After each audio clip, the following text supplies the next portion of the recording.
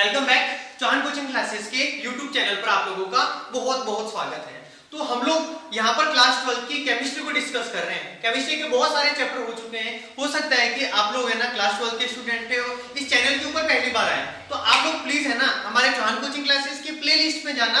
और इसके अलावा भी आप लोगों के पास बहुत सारे चैप्टर्स मैंने आप लोगों को ऑनलाइन कंटेंट अवेलेबल करवा रखा है। आप लोग वहां पे जाकर के पीछे वाले सारे वीडियोस, पीछे वाले बहुत सारे चैप्टर आप लोग आराम से घर पे बैठे ऑनलाइन डिस्कस कर सकते हैं, आराम से पढ़ सकते हैं। सबसे इंपॉर्टेंट बात, आप लोग हमारे ऑनलाइन क्लासेस के जो वीडियोस है वो क्यों देखें, YouTube के ऊपर आप लोगों के पास बहुत सारे वीडियोस अवेलेबल हो जाएंगे। आप लोग यदि किसी भी टॉपिक को सर्च करोगे आप लोगों को बहुत सारे टीचर्स मिल जाएंगे, बहुत सारे वीडियोस मिल जाएंगे, लेकिन फिर भी हमारे वीडियो क्यों देखें? तो इसके पीछे का रीजन सुन ले। सबसे पहली चीज, आप लोगों को क्वालिटी एजुकेशन मिलने वाला है, यानी कि कंप्लीट तरीके से आप लोगों को कंप्लीट जो चीजें आप लोगों को क्लासरूम में पढ़ाई जाती है ना, वो जो नोट्स वगैरह होते हैं ना, वो कंप्लीट कंटेंट आप लोगों को मिलने वाला है। इसके अलावा आप लोगों को पीडीएफ जो नोट्स है वो मिलने वाले हैं। बात समझ में आ रही है? हम लोग जो भी क्लासरूम के अंदर पढ़ेंगे, आप लोगों की जितनी भी क्लासेस वगैरह होती है, वो सारे के सारे वीडियोस है ना आप लोगों को, ये मेरे व्हाट्सएप नंबर है 8209474658,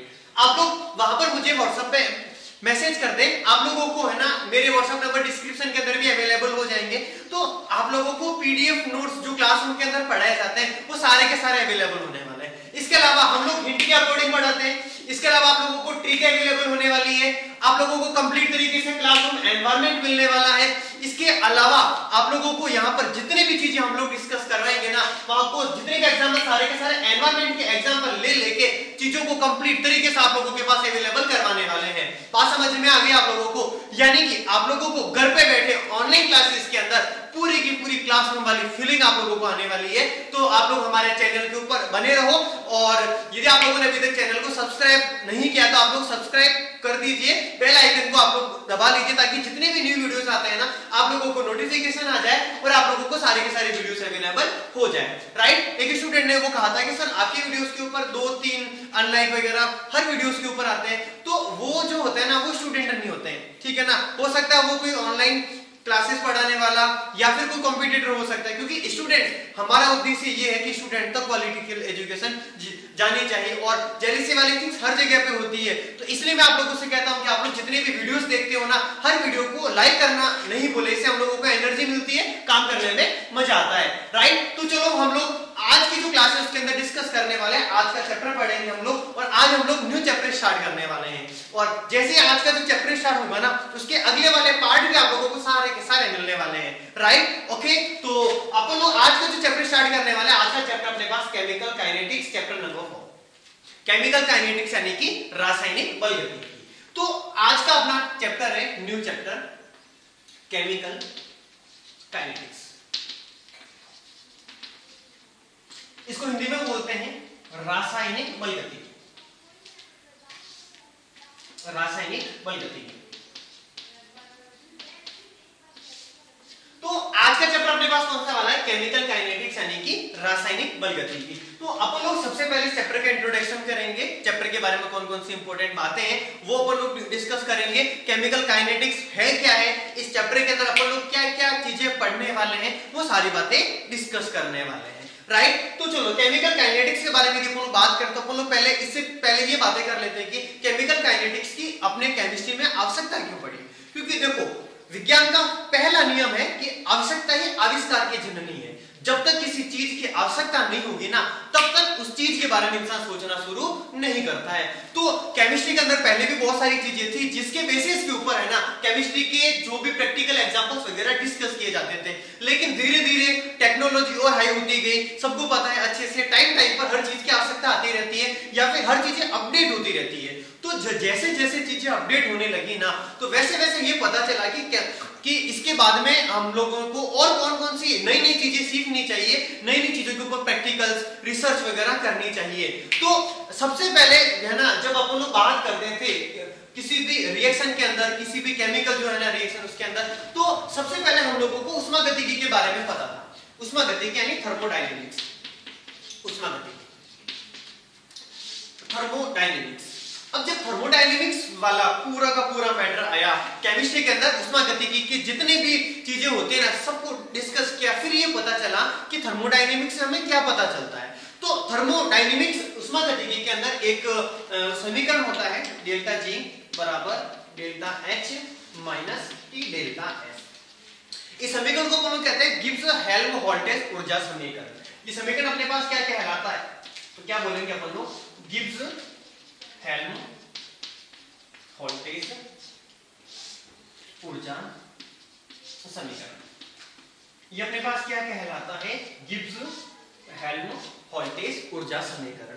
अब उष्मागतिकी के बारे में लोगों ने पढ़ना स्टार्ट किया, फिर ये पता चला कि उष्मागतिकी हमें क्या बताती है। तो उष्मागतिकी हमें ये बताती है कि कोई भी रासायनिक अभिक्रिया संपन्न होगी या नहीं होगी। बात को समझना अच्छे से। थर्मोडायनेमिक्स से हमें सिर्फ क्या पता चलता है, थर्मोडायनेमिक्स हमें सिर्फ और सिर्फ ये बताती है कि कोई भी केमिकल जो रिएक्शन है ना वो कंप्लीट होगी या नहीं होगी, कोई भी रासायनिक अभिक्रिया संपन्न होगी या नहीं होगी। यानी कि वहां से सिर्फ और सिर्फ ये पता चलता है कि या तो अभिक्रिया होगी या फिर अभिक्रिया नहीं होगी। हमें ये नहीं पता चलता है कि अभिक्रिया यदि कंप्लीट होगी तो कब तक होने वाली है, इसका अभिक्रिया का वेग क्या होने वाला है, कितनी स्पीड से चलने वाली है, वो सारी बातें हमें उष्मागतिकी नहीं बताती है। थर्मोडायनेमिक्स हमें सिर्फ और सिर्फ ये बताती है कि रासायनिक अभिक्रिया संपन्न होगी या नहीं होगी। अब वो कैसे बताती है भाई, तो उसके बारे में बात करते हैं कि वो कैसे पता चलेगा। तो गिब्स हेल्महोल्ट्ज ऊर्जा समीकरण होता है, वहां पर डेल्टा जी से इसकी फ्री एनर्जी निकाली जाती है, डेल्टा जी की वैल्यू फाइंड आउट की जाती है।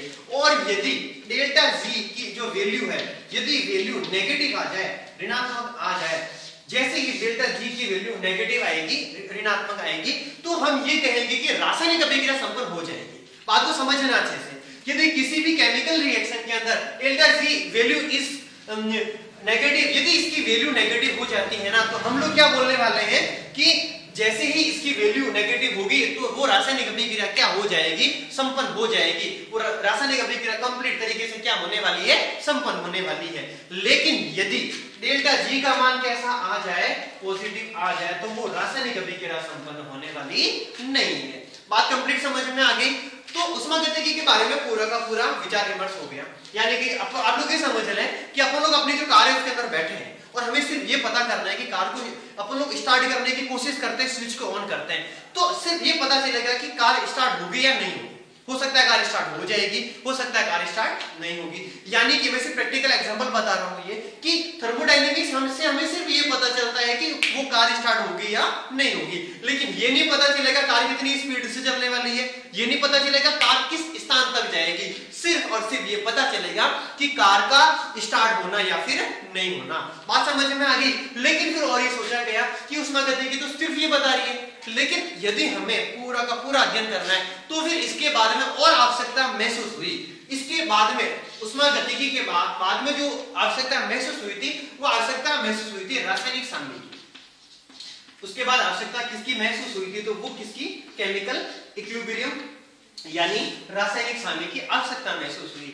ठीक है, तो फिर ये पता चला कि रासायनिक साम्य आया। अब वैसा रासायनिक साम्य क्या बताएगा, रासायनिक साम्य ये बताने वाला है कि अभिक्रिया होगी तो किस लिमिट तक, किस सीमा तक होगी, किस सीमा तक।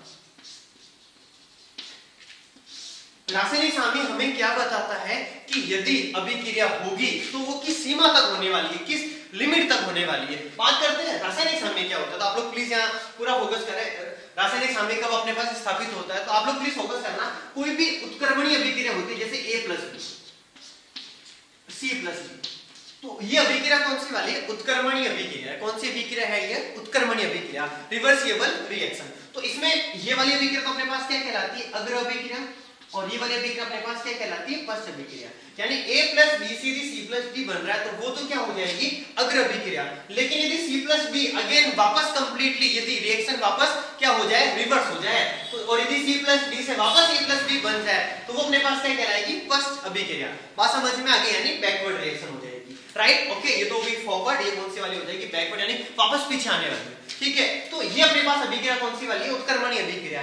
यदि उत्क्रमणीय अभिक्रिया में अग्र अभिक्रिया का वेग और पश्च अभिक्रिया का वेग, दोनों का वेग बिल्कुल कैसे हो जाए, समान हो जाए, बिल्कुल कैसे हो जाए, समान हो जाए, तो वो घटना क्या कहलाती है, रासायनिक साम्य कहलाती है। यानी कि अभिक्रिया के अंदर अग्र अभिक्रिया का वेग और पश्च अभिक्रिया का वेग कंप्लीट कंप्लीट तरीके से क्या हो जाए, समान हो जाए, तो वो अपने पास अभिक्रिया, वो अपने पास घटना वो क्या कहलाती है, रासायनिक साम्य कहलाती है। अब एक चीज का और ध्यान रखना, कंपटीशन एग्जाम में क्वेश्चन पूछा जाता है, राइट, और कंपटीशन एग्जाम में क्वेश्चन कुछ इस प्रकार से आता है कि अपने पास रासायनिक साम्य की स्थिति है, रासायनिक साम्य की स्थिति में डेल्टा जी का मान क्या होगा, और ऑप्शन आ सकते हैं पॉजिटिव, नेगेटिव, जीरो और ऑप्शन नंबर 4 इनमें से कोई नहीं, राइट। तो प्लीज आप लोग बात को समझें, यदि आप लोगों के पास कंपटीशन एग्जाम में ऐसा क्वेश्चन आ जाए कि रासायनिक साम्य की स्थिति में डेल्टा जी का मान कितना होगा, तो आप लोगों को ध्यान रखना है रासायनिक साम्य की स्थिति में डेल्टा जी की वैल्यू हमेशा नेगेटिव होती है। ये जैसा कंपटीशन एग्जाम होते हैं ना, उनमें आजकल हर एग्जाम के अंदर जनरल साइंस से संबंधित प्रश्न पूछे जाते हैं,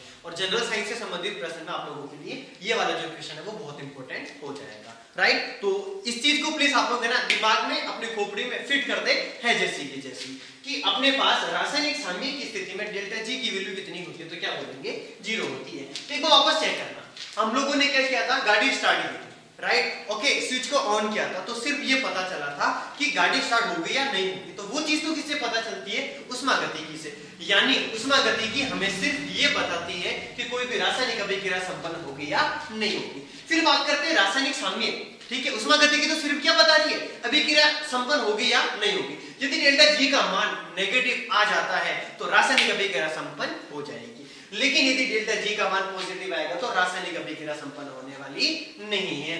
रासायनिक साम्य क्या बताता है हमें कि अभिक्रिया होगी तो वो किस सीमा तक होने वाली है, लेकिन ध्यान रखना रासायनिक साम्य ये नहीं बताएगा कि वो किस वेग से हो रही है, राइट ना, ओके। तो अभी ये तो पता चल गया कि वो किस सीमा तक, यानी उसको कहां तक जाना है, गाड़ी स्टार्ट कर दी, स्टार्ट करने के बाद ये पता होना चाहिए गाड़ी ब्यावर जाने वाली है, अजमेर जाने वाली है, या फिर पाकिस्तान जाने वाली है, स्विट्जरलैंड जाने वाली है, कहां तक जाने वाली है, उसकी फिक्स कोई ना कोई जो लिमिट है ना, वो किससे पता चलती है, रासायनिक साम्य से पता चलती है। यानी अभिक्रिया से उत्पाद बन रहा है तो किस सीमा तक बनने वाला है, वो चीज किससे पता चलती है, रासायनिक साम्य से पता चलती है।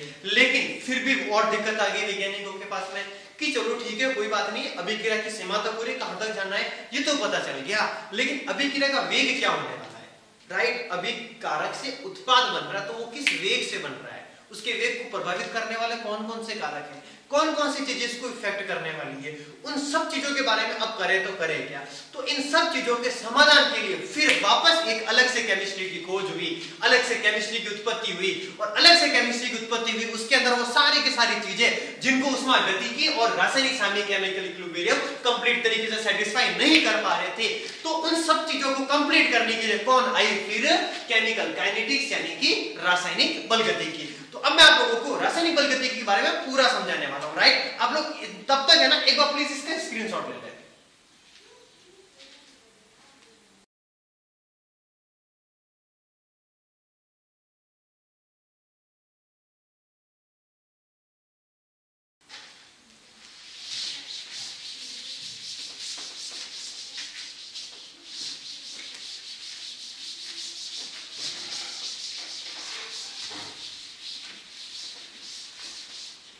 हाँ तो चलो हम लोगों ने इसका स्टार्टअप जो था ना, इसका जो बैकग्राउंड था ना, वो आप लोगों को कंप्लीट समझा दिया। अब बात करेंगे कि रासायनिक बलगतिकी की आवश्यकता पड़ गई तो अब उसके अंदर क्या क्या चीजें होने वाली है, राइट। तो उनके सारे कमियों को ये पूरा करने वाला है। तो इसमें सबसे इंपॉर्टेंट बात यह क्या करता है, रासायनिक अभिक्रिया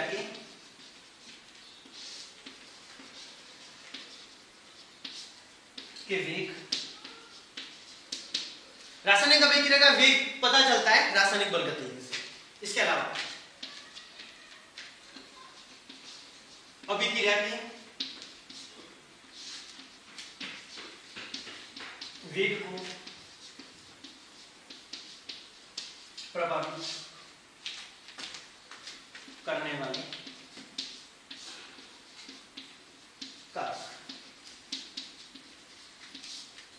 कौन कौन से कारक है जो अभिक्रिया के वेग को क्या करने वाले, प्रभावित करने वाले। इसकी जानकारी भी किससे मिलती है हम लोगों को, केमिकल काइनेटिक्स यानी कि रासायनिक बलगतिकी से। इसके अलावा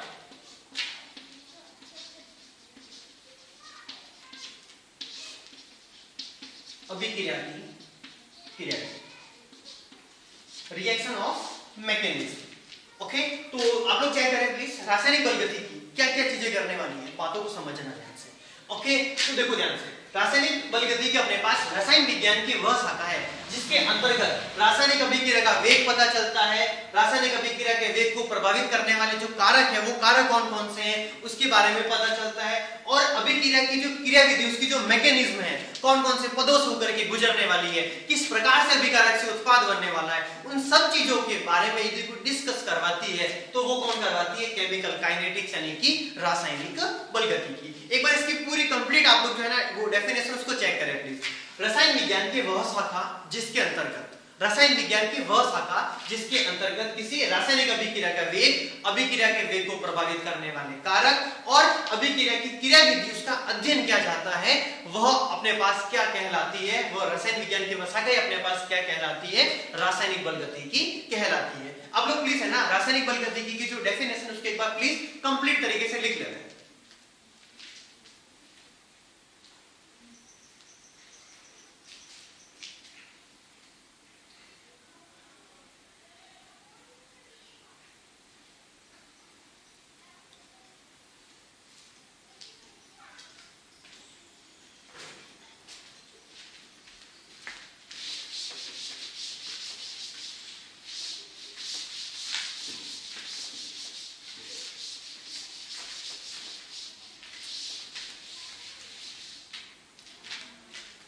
हाँ, तो हम लोगों ने बात कर ली रासायनिक बलगति की। रासायनिक बलगति की आवश्यकता क्यों पड़ी, इससे पहले केमिस्ट्री की कौन कौन सी शाखाएं थी। तो सबसे पहली शाखा एक बार वापस है ना फ्लो में रिवीजन कर लेते हैं स्पीड से, तो आप लोग चेक करना। सबसे पहले कौन आई थी, उष्मागतिकी। उष्मागतिकी ने क्या बताया कि उष्मागतिकी ने सिर्फ और सिर्फ ये बताया कि कोई भी रासायनिक अभिक्रिया है वो संपन्न होगी या नहीं होगी, राइट। यदि डेल्टा जी का मान नेगेटिव होगा तो रासायनिक अभिक्रिया संपन्न हो जाएगी, लेकिन यदि डेल्टा जी का मान कैसा होता है, पॉजिटिव होता है, तो रासायनिक अभिक्रिया संपन्न नहीं होगी। ओके, इसके बाद में कौन आया था, तो रासायनिक साम्य आया था। रासायनिक साम्य में क्या बोला हम लोगों ने कि यदि अभिक्रिया होगी तो किस लिमिट तक होने वाली है, किस सीमा तक होने वाली है, राइट। रासायनिक साम्य स्थापित कब होता है, तो किसी भी उत्क्रमणीय अभिक्रिया में। एक होती है अग्र अभिक्रिया, एक होती है पश्च अभिक्रिया। यदि दोनों का वेग बिल्कुल कैसा हो जाए, समान हो जाए, तो उस कंडीशन में अभिक्रिया में क्या स्थापित हो जाता है, तो क्या बोलेंगे, रासायनिक साम्य स्थापित हो जाता है। फिर बात की थी हम लोगों ने कि रासायनिक साम्य की स्थिति में डेल्टा जी की वैल्यू कितनी होती है, तो आप लोग क्या बोलोगे, delta G equals to 0। Okay, तो चलो यहां तक हम लोगों ने डिस्कस किया। फिर बात की कि फिर आवश्यकता किसकी पड़ी थी, रासायनिक बलगति की। तो रासायनिक बलगति की हमें क्या क्या बताती है, तो रसायन विज्ञान की वह शाखा जिसके अंतर्गत हम लोग एक तो रासायनिक अभिक्रिया का वेग पता कर सकते हैं, अभिक्रिया के वेग को इफेक्ट करने वाले कौन कौन से उसके इफेक्टिव रीजन है, उसको प्रभावित करने वाले कौन कौन से कारक है उसके बारे में डिस्कस कर सकते हैं, और रिएक्शन ऑफ मैकेनिज्म यानी कि अभिक्रिया की क्रियाविधि क्या है, वो सारी बातें हम लोग उसकी रासायनिक बलगति के अंदर करते हैं। अब बात करते हैं इसके नाम के बारे में, केमिकल काइनेटिक्स। तो आप लोग प्लीज ये फोकस करना, केमिकल काइनेटिक्स, जो अपने पास काइनेटिक शब्द है, काइनेटिक, ये ग्रीक भाषा का शब्द है,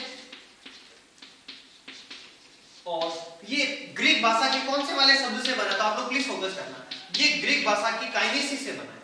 ग्रीक भाषा के किससे बना है, काइनेटिक जो वर्ड है ना वो ग्रीक भाषा के कौन से वाले शब्द से बना है, काइनेसिस से बना है। और काइनेसिस को हम लोग क्या कहते हैं, काइनेसिस का अपना मतलब होता है अपनी हिंदी भाषा के अंदर, वो होता है गति, ठीक है, गति यानी मोशन, गति यानी मोशन। और यहाँ पर कंप्लीट तरीके से गति के बारे में बात करें तो आप लोग प्लीज इसका एक बार जो नामकरण है वो भी समझ लें। काइनेटिक जो शब्द है ना वो किससे बना है, ग्रीक भाषा की काइनेसिस से बना है। और काइनेसिस का मतलब क्या होता है, गति, और गति कोई अपन लोग और क्या कह सकते हैं, मोशन, राइट। ओके, तो इसीलिए हम लोग क्या करते हैं, इसमें गति, इसमें वेग के बारे में पूरा का पूरा क्या करते हैं, पूरा का पूरा स्टडी करते हैं, और इस पूरी केमिस्ट्री के अंदर, राइट। ओके, तो चलो अब बात करते हैं हम लोग इसके आगे वाला पार्ट। तो ये तो अपने पास नॉर्मल इसका इंट्रोडक्शन हो गया।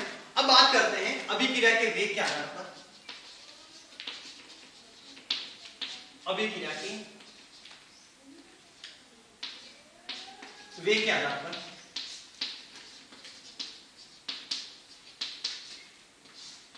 अभिक्रिया का प्रकार।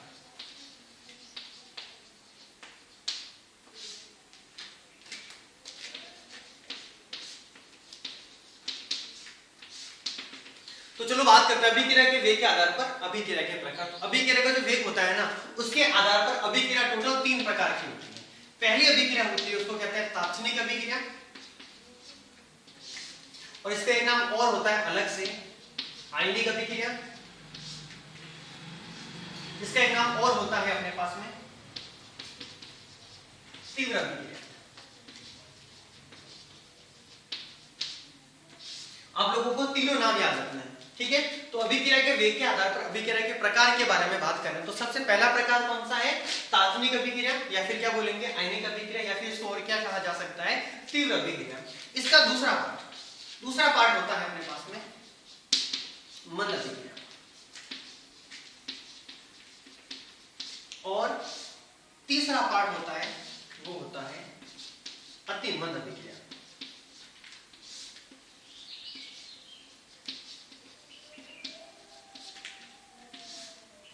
तो पहले हम लोग क्या करेंगे, इनके जो नाम है ना उनको एक बार अच्छे से याद कर लेते हैं। तो आप लोग चेक करें, ओके, अपने पास रिएक्शन ऑफ वेलोसिटी, अपने पास जो अभिक्रिया का वेग है ना उसके बेसिस के ऊपर जो इसके जो प्रकार है वो कितने होते हैं। तो क्या बोलेंगे हम लोग, अभिक्रिया के वेग के आधार पर क्या होते हैं, टोटल अभिक्रिया के 3 प्रकार होते हैं। तो सबसे पहला प्रकार कौन सा होगा अपने पास, तो क्या बोलेंगे अपन लोग, तात्विक अभिक्रिया, या फिर इसको क्या कह सकते हैं, आयनिक अभिक्रिया, या फिर क्या कह सकते हैं, तीव्र अभिक्रिया। दूसरा प्रकार कौन सा वाला होता है अपने पास, मंद अभिक्रिया, और तीसरा प्रकार कौन सा होता है, अति मंद अभिक्रिया। अब अपन लोग क्या करेंगे, अलग अलग अभिक्रियाओं को डिस्कस करेंगे। तो सबसे पहले बात करने वाले हैं तात्विक अभिक्रिया या फिर आयनिक अभिक्रिया के बारे में। तो आप लोग चेक करें प्लीज, पहले इसका फर्स्ट का अपन लोग पूरा का पूरा एक्सप्लेनेशन करेंगे, फिर आगे बढ़ेंगे, ठीक है। तो आप लोग चेक करते रहे, ध्यान पूरा का पूरा आप लोगों को कंप्लीट तरीके से आप लोगों को अटेंशन करना है, फिजिकली एंड मेंटली कंप्लीट तरीके से आप लोगों को स्टडी के ऊपर कंप्लीट तरीके से फोकस करना है। तो आप लोग चेक करें, पहली अभिक्रिया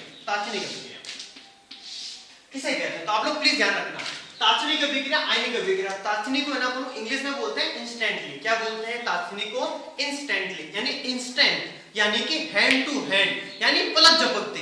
बात समझ में आ रही है आप लोगों को? तात्विक अभिक्रिया का क्या मतलब होता है कि ऐसी रासायनिक अभिक्रिया जो कुछ ही क्षणों में संपन्न हो जाती है, कुछ मतलब यानी आप लोग ये भी कह सकते हो कि पलक झपकते ही संपन्न हो जाती है। यानी कि अपन लोग जिस प्रकार से पलक झपकते हैं ना, कुछ क्षण बिल्कुल कम टाइम के अंदर रिएक्शन क्या हो जाती है, संपन्न हो जाती है। तो वह रिएक्शन अपने पास क्या कहलाती है, तात्विक अभिक्रिया। इसको अपन लोग आयनिक अभिक्रिया भी कह सकते हैं, इसको अपन लोग और क्या कह सकते हैं, तीव्र अभिक्रिया भी। तो सबसे पहले बात आती है इसमें समय कितना लगता है, समय।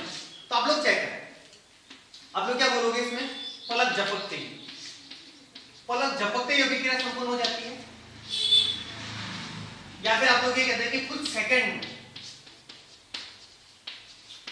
में रिएक्शन कंप्लीट हो जाती है, या फिर आप लोग ये कह सकते हो इसके अंदर, इसका मैं एग्जैक्ट टाइम बता रहा हूं, 10 की घात -14 सेकंड से 10 की घात -16 सेकंड के बीच में रिएक्शन क्या हो जाती है, कंप्लीट हो जाती है। तो क्या कहलाती है, आयनिक अभिक्रिया या फिर तात्विक अभिक्रिया कहलाती है, ठीक है। अब देखो इसको, इसमें अपने पास जितने भी यौगिक भाग लेते हैं ना वो सारे के सारे आयनिक यौगिक होते हैं, और रिएक्शन कौन सी वाली होती है, आयनिक अभिक्रिया। इसमें यौगिक जितने भी होते हैं वो सारे के सारे कौन से होते हैं, आयनिक यौगिक होते हैं। अब देखो ये बात क्यों कह रहा हूं मैं, समझना है ये रिएक्शन इतनी इंस्टेंटली क्यों कंप्लीट तरीके से होती है, क्योंकि जितनी भी आयनिक अभिक्रिया होती है ना वो बहुत ही स्पीड से होती है। आप लोगों ने बहुत बार ये देखा होगा कि हम लोगों ने क्या किया, एक पात्र लिया, दूसरे अपन लोग उसमें जैसे कोई दूसरा आयनिक यौगिक मिक्स करते हैं तो आप लोगों ने देखा होगा कभी धुआं निकलने लग जाता है, कभी आग लगने लग जाती है। यानी हमें ये नहीं पता चलता है कि वो आग कब लगी, वो धुआं कब निकल रहा है, इंस्टेंटली पता ही नहीं चलता है हम लोगों को, सिर्फ पलक झपकते हैं और रिएक्शन क्या हो जाती है, कंप्लीट हो जाती है। तो ये रिएक्शन ही क्या कहलाती है, तात्विक या फिर आयनिक या फिर तीव्र अभिक्रिया कहलाती है। यानी कि ऐसी रासायनिक अभिक्रिया जो पलक झपकते ही संपन्न हो जाती है, कुछ क्षणों में संपन्न हो जाती है, ठीक है, कुछ सेकंड में ही क्या हो जाती है, संपन्न हो जाती है। तो ऐसी रासायनिक अभिक्रिया अपने पास क्या कहलाती है, तात्विक अभिक्रिया या फिर आयनिक अभिक्रिया या फिर तीव्र अभिक्रिया कहलाती है। तो इसके एग्जांपल के बारे में यदि बात करें तो इसके एग्जांपल आप लोगों को ध्यान रखने हैं, जितनी भी आयनिक अभिक्रिया है ना, जितनी भी आयनिक रिएक्शन, उसके सबके एग्जांपल लिख सकते हो आप लोग। बात समझ में आ रही है? मैं सबसे पहला और सबसे सिंपल एग्जांपल बताता हूं आप लोगों को, उदासीन अभिक्रिया वाला। जैसे हम लोगों ने HCl में NaOH मिक्स किया, यानी अम्ल में क्या कर दिया हम लोगों ने, क्षार को मिक्स कर दिया। ये तो हाइड्रोक्लोरिक एसिड हो गया और ये सोडियम हाइड्रोक्साइड हो गया, यानी कास्टिक क्षार। जैसे मिक्स करेंगे तो आप लोग चेक कर दो अपने पास क्या बनने वाला है। तो अपने पास कौन बन जाएगा, एक तो NaCl यानी नमक बन जाएगा, और कौन बन जाएगा, जल यानी H2O बन जाएगा। और यहाँ पर क्या होता है इसके अंदर समझना, जो HCl होता है इसके दो अलग अलग आयन बन जाते हैं। कौन कौन से बनेंगे, एक तो H+, एक कौन सा वाला बन जाएगा, Cl-। तो अपन इसके दो आयन कौन कौन से बन जाएंगे अपने पास, तो क्या बोलेंगे Na+ और OH-। चेक करते रहना आराम से। फिर क्या होता है कि प्लस वाला किसके साथ जाकर के ऐड हो जाता है, माइनस वाले के साथ, और माइनस वाला किसके साथ जाके ऐड हो जाता है, प्लस वाले के साथ। तो यहाँ पर क्या बन गया अपने पास कंपाउंड प्रोडक्ट NaCl, और यहाँ पर OH और H मिलके क्या बन गया, जल, यानी कि H2O बन चुका है। बात समझ में आ रही है अच्छे से आप लोगों को। इसके अलावा आप लोग एक एग्जांपल और समझ सकते हैं, जैसे सिल्वर नाइट्रेट EgNO3। मैंने क्या लिया आप लोगों के सामने, EgNO3, इसके अंदर मैंने HCl को मिक्स करा दिया। तो आप लोग चेक करो इसमें क्या होने वाला है। इसमें अपने पास Ag जाएगा तो वो Cl को लेके जाएगा, इसके 2 पार्ट करने, Ag के ऊपर प्लस, तो NO3 के ऊपर क्या हो जाएगा माइनस, H के ऊपर प्लस होगा तो Cl के ऊपर क्या हो जाएगा माइनस। अभी बताया मैंने आयनिक अभिक्रिया है, और आयनिक अभिक्रिया हमेशा किस में टूट जाती है, तो आयनों में ब्रेक हो जाती है, आयनों में उसका क्लीवेज हो जाता है। ठीक है, तो आप लोग चेक करें, प्लस वाला माइनस वाले के साथ जाकर जुड़ेगा, तो ये तो कौन बन गया AgCl, और AgCl का अवक्षेप होता है, इसका कलर होता है व्हाइट, यानी AgCl यानी सिल्वर क्लोराइड का श्वेत अवक्षेप बनता है। और साथ में आप लोग चेक कर सकते हो कौन बाहर निकल जाएगा, तो AgCl हो गया, और ये अपने पास कौन हो गया HNO3 यानी कि नाइट्रिक एसिड। राइट, तो ये बात हम लोगों ने किसके बारे में की, तात्क्षणिक अभिक्रिया या फिर आयनिक अभिक्रिया। तो आप लोग प्लीज एक बार इसका है ना स्पॉट जो रिवीजन है वो चेक करते हैं, इसमें समय कितना लगता है। तो आप लोग क्या बोलोगे कि पलक झपकते ही संपन्न हो जाती है, कुछ सेकंड में क्या हो जाती है, कंप्लीट हो जाती है। राइट, इसमें समय कितना लगता है, तो आप लोग क्या बोलोगे 10 की घात -14 सेकंड से 10 की घात -16 सेकंड तक।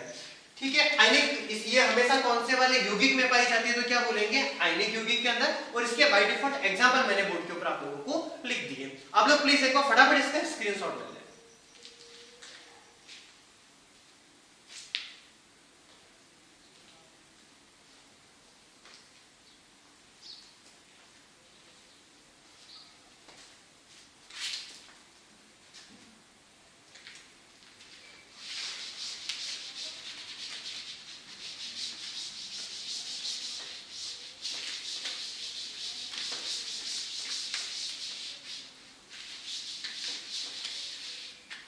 हाँ, तो ये हम लोगों ने इसका पहला पार्ट डिस्कस किया। पहला पार्ट क्या था अपने पास, तात्क्षणिक अभिक्रिया या फिर क्या बोलेंगे इसको, आयनिक अभिक्रिया या फिर तीव्र अभिक्रिया। राइट, अब बात करेंगे इसके सेकंड पार्ट के बारे में। सेकंड पार्ट कौन सा वाला था, मंद अभिक्रिया।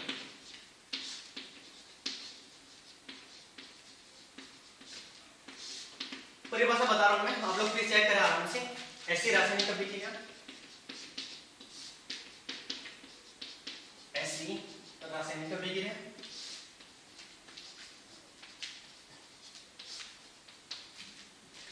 जो संपन्न होने में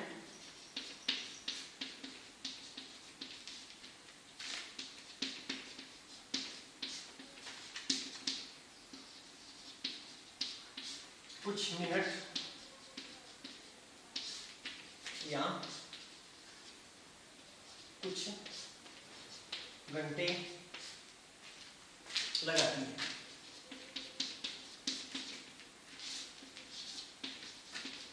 मंद अभिक्रिया कहलाती है।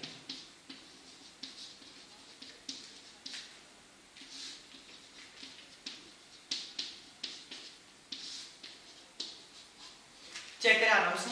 इससे पहले हम लोगों ने जो पढ़ा ना, उसमें क्या हो रहा था कि कुछ सेकंड में कंप्लीट हो रही थी रिएक्शन, यानी कि ऐसी रासायनिक अभिक्रिया जो कुछ सेकंड में संपन्न हो जाती है, कुछ सेकंड में कंप्लीट हो जाती है, वो तो क्या कहला रही थी अपने पास में, आयनिक अभिक्रिया या फिर तीव्र अभिक्रिया। मंद अभिक्रिया में क्या बोलेंगे, तो सबसे पहले बात करते हैं समय के बारे में। तो वहां पर समय क्या था, कुछ सेकंड, यहां पर क्या हो जाएगा कुछ मिनट या कुछ घंटे।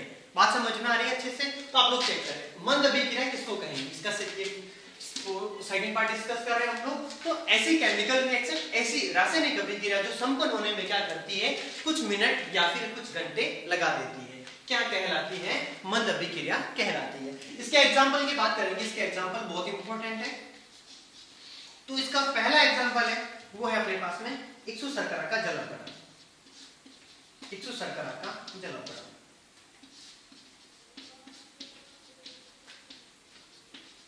इक्सु शर्करा का जल अपघटन।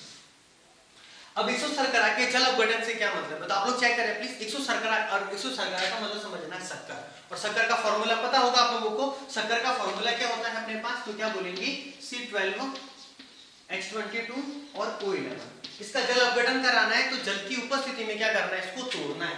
तो जल की उपस्थिति में जब इसको ब्रेक करेंगे HOH अम्लीय माध्यम के अंदर होने वाली है, रिवर्सिबल रिएक्शन होती है, उत्क्रमणीय अभिक्रिया होती है। तो ये तो अपने पास कौन होगी, इक्सु शर्करा। इसका हम लोगों ने क्या करा दिया, जल अपघटन करा दिया। तो जब इसका जल अपघटन कराते हैं तो इसके दो प्रोडक्ट बनते हैं। पहला प्रोडक्ट बनेगा C12H22O11, दूसरा वापस बनने वाला है C6H12O6, C6H12O6। अब C6H12O6 का जो नाम है वो क्या होता है, तो आप लोग चेक करना। C6H12O6 जो होता है ना, उसको एक को तो अपन लोग कहते हैं ग्लूकोज, दूसरे को बोलते हैं फ्रक्टोज। हाँ, बहुत बार ऐसा एग्जांपल लिखवा लेता हूं मैं, बच्चे कहते हैं कि सर आप पागल बना रहे हो। ठीक है सर, ये जब दोनों फॉर्मूलेस हैं मैं तो इनके नाम अलग अलग क्यों है। तो देखो बेटा, एक J1 वाला चैप्टर पर अपन लोग डिस्कस करेंगे, उस चैप्टर को पढ़ेंगे हम लोग। तो वहां पर है ना ग्लूकोज और फ्रक्टोज, इनके बारे में पूरा बहुत अच्छे से एक्सप्लेन कर रखा है। यानी जब ग्लूकोज की स्ट्रक्चर बनाएंगे ना, तो उस स्ट्रक्चर सिर्फ संरचना समझने के लिए हम लोगों को 2 से 3 घंटे की क्लास डिस्कस करनी पड़ेगी। ठीक है, तो आप लोग है ना प्लीज कत्ते ये नहीं समझे कि ग्लूकोज और फ्रक्टोज दोनों के दोनों सेम है। सिर्फ और सिर्फ इनका केमिकल फॉर्मूला, सिर्फ रासायनिक जो अणुसूत्र है ना वो समान है, लेकिन ग्लूकोज के अंदर एल्डिहाइड समूह पाया जाता है, वो भी C1 कार्बन के ऊपर, लेकिन फ्रक्टोज के अंदर कीटोन समूह पाया जाता है, वो भी C2 कार्बन के ऊपर, इसके जो सेकंड नंबर वाला कार्बन होता है उसके ऊपर। इसके अलावा इसकी ध्रुवण गुणकता अलग होती है, उसकी ध्रुवण गुणकता अलग होती है। A lot of changes between glucose and fructose. Okay, so please आप लोग है ना किसी भी प्रकार से ये मत समझना कि ग्लूकोज और फ्रक्टोज सेम होते हैं, राइट। तो आप लोग प्लीज यहाँ चेक करें, जैसे मैं एग्जांपल बता रहा हूँ, मंद अभिक्रिया का एग्जांपल की बात चल रही थी, तो क्या बोलेंगे हम लोग, ऐसी रासायनिक अभिक्रिया जो संपन्न होने में कुछ मिनट या फिर कुछ घंटे लगा देती है, वो रासायनिक अभिक्रिया क्या कहलाती है, अपने पास मंद अभिक्रिया कहलाती है। इसका मैंने आप लोगों को फर्स्ट एग्जांपल क्या लिखवाया, इक्सु शर्करा का जल अपघटन। एक एग्जांपल और है एथिल एसीटेट का जल अपघटन, उसको आप लोग आराम से प्लीज चेक कर लेना। आप लोगों का वैसे एक एग्जांपल मैंने लिखवा दिया, कोई दिक्कत वाली बात नहीं है। ठीक है, आप लोग प्लीज है ना एक बार फटाफट इसको कॉपी के अंदर नोट डाउन कर दे स्पीड से।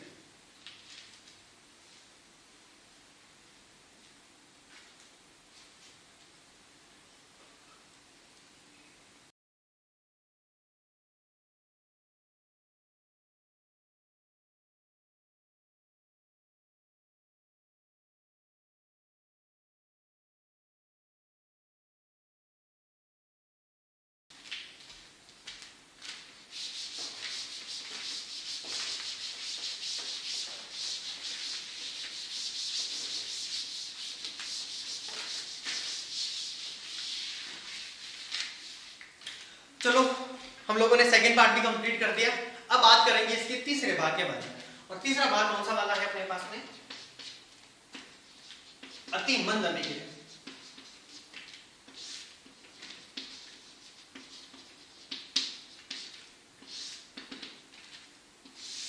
तीसरा वाला पार्ट कौन सा है अपने पास, अति मंद अभिक्रिया, ये राइट। तो आप लोग प्लीज इस बात को समझे अच्छे से। सबसे पहले अभिक्रिया क्या पढ़ी थी हम लोगों ने, कि ऐसी रासायनिक अभिक्रिया जो कुछ सेकंड में संपन्न होती है, राइट। फिर बात कौन सी वाली आई थी अपने पास में, मंद अभिक्रिया। तो उसमें क्या बोला था हम लोगों ने, कुछ मिनट या फिर कुछ घंटे में संपन्न होती है। अब समझना है, ठीक है, एक बार तो होता है सेकंड, सेकंड के बाद में कौन आता है अपने पास में, मिनट, मिनट के बाद में कौन आता है अपने पास में, तो क्या बोलेंगे अपन लोग, घंटा, उसके बाद में क्या बोलेंगे अपन लोग, दिन, और दिन के बाद में कौन आ जाएंगे अपने पास, महीने, वर्ष तक आ जाएंगे, राइट। तो बात समझना, अति मंद अभिक्रिया। इसकी पहले एक बार मैं पूरी परिभाषा लिख रहा हूं, आप लोग चेक करें। ऐसी रासायनिक अभिक्रिया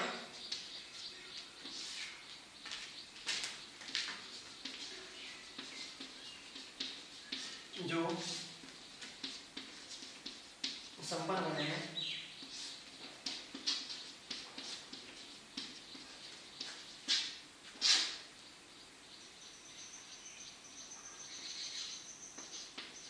कई महीने या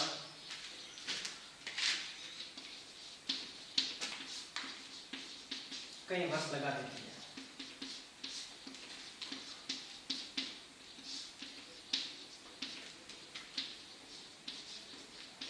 अति मंद अभिक्रिया कहलाती है।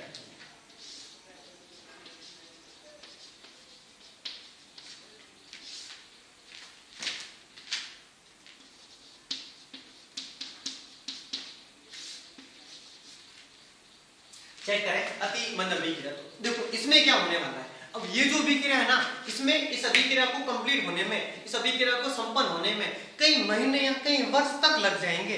तो ऐसी रासायनिक अभिक्रिया अपने पास क्या कहलाएगी? अति मंद अभिक्रिया कहलाएगी। यानी ये अभिक्रिया कंप्लीट होने में बहुत सारे महीने लगा सकती है, बहुत सारे जो वर्ष है वो तक लगा सकती है। तो इस अभिक्रिया को अपन लोग क्या बोलेंगे? अति मंद अभिक्रिया बोलेंगे। इसके एग्जाम्पल अपने पास बहुत सारे हैं। सबसे पहला एग्जाम्पल वो अपने पास कौन सा वाला है? लोहे पर जंग लगना, रस्टिंग ऑफ आयरन। लोहे पर जंग लगना, लोहे पर जंग लगना, रस्टिंग ऑफ आयरन। इसके अलावा अपन लोग बोल सकते हैं लोहे पर जंग लगने के अलावा कॉपर का नीला पड़ना, कॉपर का नीला पड़ना। इसके अलावा हो सकता है अपने पास में चांदी का काला पड़ना।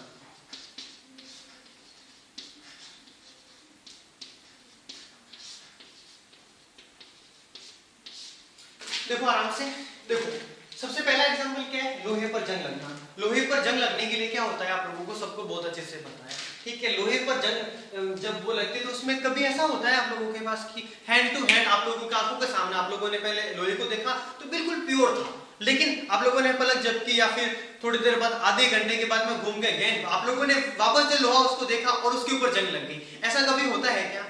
नहीं होता है ना, राइट। उसके ऊपर जंग लगने में अपने पास बहुत सारे महीने या बहुत सारे जो वर्ष तक लग जाते हैं, बहुत सारे साल तक लग जाते हैं। तो वो अपने पास क्या है? लोहे पर जंग लगना। अब आप लोग मुझे ये बात बताओगे कि अपने पूरे इंडिया के अंदर ऐसा कौन सा जो मतलब प्योर लोहा है उसके ऊपर आज दिन तक जंग नहीं लगी और उसका एग्जाम्पल क्या है, उसको किसने बनवाया था, ये पूरी की पूरी हिस्ट्री आप लोग मुझे बताओगे कि ऐसा कौन सा प्योर लोहा है अभी तक, राइट ना। वापस कह रहा हूं मैं, बात समझना। अपने इंडिया के अंदर ऐसा कौन सा प्योर लोहे का एग्जाम्पल है, राइट, जिसके ऊपर आज दिन तक जंग नहीं लगी है, उसकी पूरी हिस्ट्री, पूरा इतिहास यदि आप लोग चाहो तो आप लोग प्लीज मुझे आप व्हाट्सएप नंबर के ऊपर भेजना और जो भी स्टूडेंट्स इसका कंप्लीट आंसर बताएगा देखेंगे हम लोग उसको नेक्स्ट वीडियोस के अंदर 100 तक करेंगे कि स्टूडेंट ने इसका आंसर। और सबसे इंपॉर्टेंट बात, आंसर जिसका सबसे पहले मिलेगा उसका नाम हम लोग अगले वाले वीडियो के अंदर लेने वाले हैं, राइट। तो चलो ठीक है, बात चल रही थी अपने पास अति मंद अभिक्रिया के बारे में। तो क्या बोलेंगे?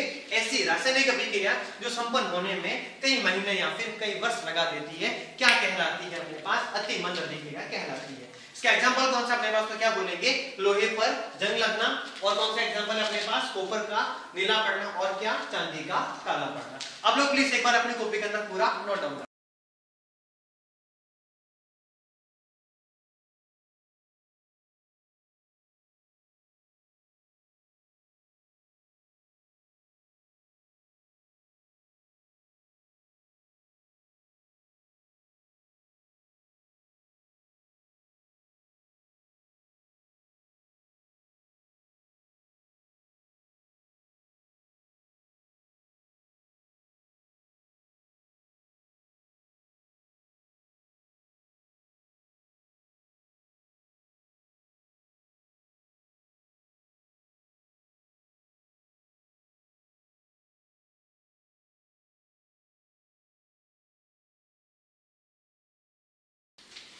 हाँ तो चलो, आप लोगों ने लिख दी होगी पूरी डेफिनेशन।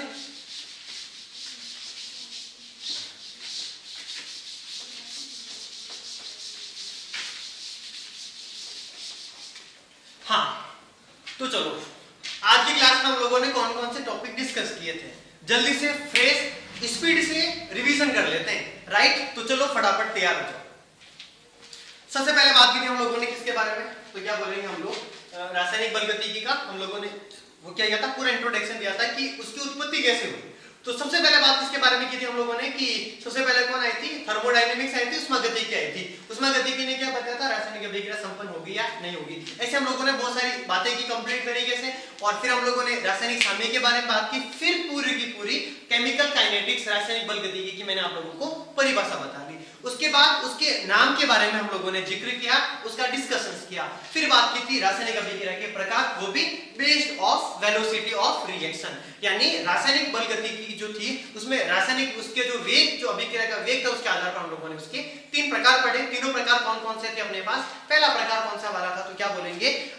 तीव्र अभिक्रिया, या फिर उसको आयनिक अभिक्रिया, फिर उसको इंस्टेंट रिएक्शन भी कह सकते हैं, यानी तात्क्षणिक अभिक्रिया भी कह सकते हैं। उसको पूरा डिस्कस किया। ऐसी रासायनिक अभिक्रिया जो क्या होती है, पलक झपकते ही संपन्न हो जाती है, कुछ सेकंड में संपन्न हो जाती है, या फिर एग्जैक्ट टाइम क्या बोलेंगे 10 की घात -14 से 10 की घात -16 सेकंड के बीच में संपन्न हो जाती है। ऐसी अभिक्रिया अपने पास क्या कहलाती है, तात्क्षणिक अभिक्रिया। मैंने इसके एग्जांपल बताया था आप लोगों को, 2 एग्जांपल। फिर बात की थी मंद अभिक्रिया के बारे में। ऐसी अभिक्रिया जो संपन्न होने में कुछ मिनट या फिर कुछ घंटे लगा देती है, क्या कहलाती है अपने पास में, तो मंद अभिक्रिया कहलाती है। फिर बात की थी हम लोगों ने इसके एग्जांपल, और इसका एग्जांपल क्या था अपने पास, एक जो शर्करा उसका जल अपघटन, राइट। और फिर हम लोगों ने सबसे लास्ट पार्ट पढ़ा था, वो पढ़ा था अति मंद अभिक्रिया। बाय डिफॉल्ट उसके एग्जांपल तक समझे हम लोगों ने, राइट। तो आज की जो क्लास हम लोग इसको यहीं पर कंप्लीट तरीके से आज की क्लास को यहीं पर खत्म करने वाले हैं, राइट। तो तब तक के लिए मैं आप लोगों को वापस कह रहा हूं, सुन लेना। आप लोगों को यहाँ पर कंप्लीट तरीके से बातों को समझना है। जो भी चीजें समझ में नहीं आती है आप लोग मुझे व्हाट्सएप कर सकते हो। वैसे मैं पूरी कोशिश करता हूं कि क्लासरूम के अंदर आप लोगों को सारी बातें कंप्लीट समझ में आ जाए। वीडियो देखने के बाद कुछ भी जो डाउट है ना वो माइंड के अंदर नहीं रहे। लेकिन हो सकता है फिर भी आप लोगों को कुछ डाउट रह जाए तो आप लोगों को घबराने की आवश्यकता नहीं है। आप लोग मुझे व्हाट्सएप के ऊपर पर्सनल मैसेज कर सकते हो। वहां से आप लोगों को जो भी डाउट है ना सारा का सारा क्या मिलने वाला है, सॉल्यूशन मिलने वाला है। तो चलो ठीक है, आज की जो क्लास है उसको हम लोग यहीं पर खत्म करेंगे। तब तक के लिए सब लोग हंसते रहे, मुस्कुराते रहे और देश की तरक्की में अपना योगदान दें। जय हिंद, वंदे मातरम।